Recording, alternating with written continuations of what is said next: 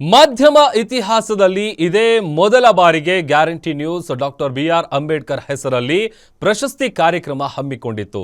ವಿವಿಧ ಕ್ಷೇತ್ರಗಳಲ್ಲಿ ಸಾಧನೆ ಮಾಡಿದವರು, ಅಂಬೇಡ್ಕರ್ ಚಿಂತನೆ, ಸಂವಿಧಾನ ಆಶಯದ ಮೇಲೆ ನಂಬಿಕೆ ಇಟ್ಟವರು, ಹೋರಾಟಗಾರರು, ಸಾಧಕರು, ಸುಧಾರಕರನ್ನ ಗುರುತಿಸಿ ಗ್ಯಾರಂಟಿ ನ್ಯೂಸ್ ವಿಶೇಷ ಕಾರ್ಯಕ್ರಮವನ್ನು ಮಾಡಿದೆ.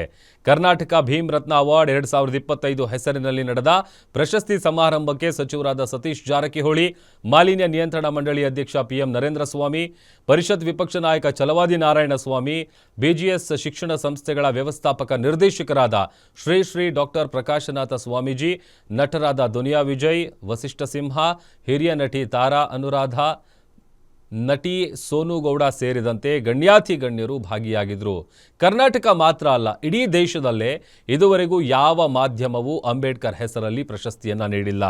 ಆದರೆ ಗ್ಯಾರಂಟಿ ನ್ಯೂಸ್ ಈ ಸಾಹಸ ಮಾಡಿದ್ದು ಇವತ್ತು ಸಂಜೆ 6 ಗಂಟೆಗೆ ಕರ್ನಾಟಕ ಭೀಮ್ ರತ್ನ ಅವಾರ್ಡ್ 2025 ಕಾರ್ಯಕ್ರಮ ಪ್ರಸಾರ ಆಗಲಿದೆ.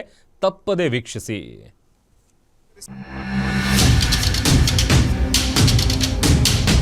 ಗ್ಯಾರಂಟಿ ನ್ಯೂಸ್ ಅರ್ಪಿಸುವ ಕರ್ನಾಟಕ ಭೀಮ್ ರತ್ನ ಅವಾರ್ಡ್ಸ್ 2025 ಇಡೀ ದೇಶದಲ್ಲೇ ಇದುವರೆಗೂ ಯಾವ ಮಾಧ್ಯಮವೂ ಸಹ ಅಂಬೇಡ್ಕರ್ ಹೆಸರಲ್ಲಿ ಅವಾರ್ಡ್ ಕೊಟ್ಟಿರೋದಂತೂ ಇಲ್ವೇ ಇಲ್ಲ. ಇಡೀ ದೇಶಕ್ಕೆ ಸಂವಿಧಾನ ಕೊಟ್ಟ ಮಹಾನ್ ವ್ಯಕ್ತಿ ಭಾರತ ರತ್ನ ಅಂಬೇಡ್ಕರ್ ಹೆಸರಲ್ಲಿ ಪ್ರಶಸ್ತಿ ನೀಡ್ತಿರೋದು.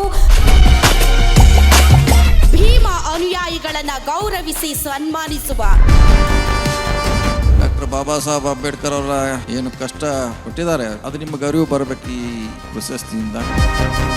ಬಾಬಾ ಸಾಹೇಬ್ರ ಲೈನ್ಗಳನ್ನ ತುಂಬಾ ಇನ್ಸ್ಪೈರ್ ಆಗಿ ಬದುಕ್ತಾ ಇದ್ದೀನಿ.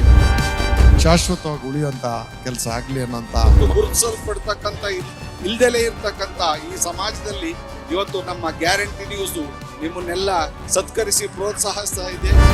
ಅವರ ಹೆಸರಲ್ಲಿ ಅವಾರ್ಡ್ ಫಂಕ್ಷನ್ ಮಾಡ್ತಿರೋದು ತುಂಬಾನೇ ಒಳ್ಳೆ ವಿಚಾರ. ಅರ್ಹರಿಗೆ, ಯೋಗ್ಯರಿಗೆ ಇವತ್ತು ಪ್ರಶಸ್ತಿಯನ್ನ ಕೊಟ್ಟು ಸನ್ಮಾನ ಮಾಡ್ತಿದ್ದು ತುಂಬಾ ಸಂತೋಷ ಕೊಟ್ಟಂತ ವಿಚಾರ.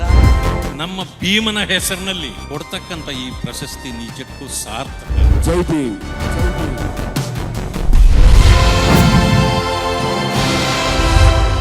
Guarantee news presents Bhim Ratna award.